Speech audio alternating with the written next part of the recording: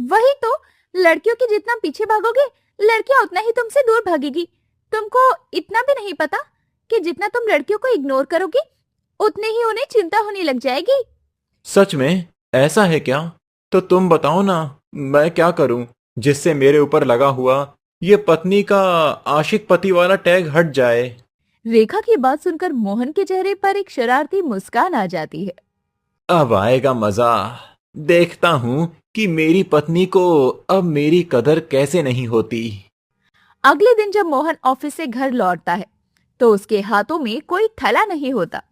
वो सीधा अपने कमरे में जाता है और रोशनी की तरफ देखे बिना अपनी अलमारी से कपड़े निकालने लगता है। रोशनी, जो हर रोज की तरह इस बार भी मोहन के मनाने का इंतजार कर रही थी कि वो उसके लिए कोई तोहफा लेकर आएगा, वो उसे खाली हाथ देखकर हैरान हो जाती है। मोहन, तुम आ गए? आज इतने जल्दी में क्यों हो?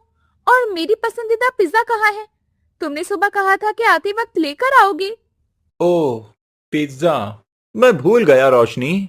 वैसे भी मुझे अभी एक जरूरी मीटिंग के लिए बाहर जाना है।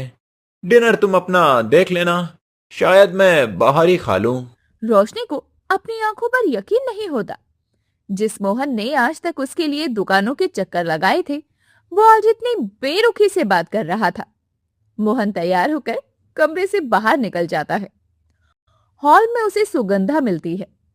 अरे मोहन, तू फिर बाहर जा रहा है? अभी तो ऑफिस से आया था। और रोशनी कहाँ है? उसे मनाया या नहीं? माँ, अब वो बच्ची नहीं है। उसे भूख लगेगी तो वो खुद खा लेगी। मुझे देर हो रही है, मैं निकलता हूँ।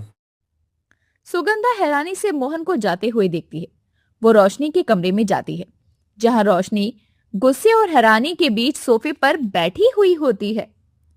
क्या हुआ रोशनी? मोहन को क्या हो गया है? वो तो तुझसे पूछे बिना ही पानी तक नहीं पीता। आज तुझे बिना बताए बाहर चला गया।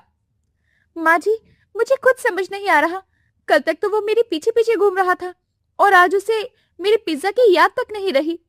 लगता है ऑफिस के काम का कुछ ज्यादा प्रेशर है। 2 घंटे बीत जाते हैं, लेकिन मोहन वापस नहीं आता।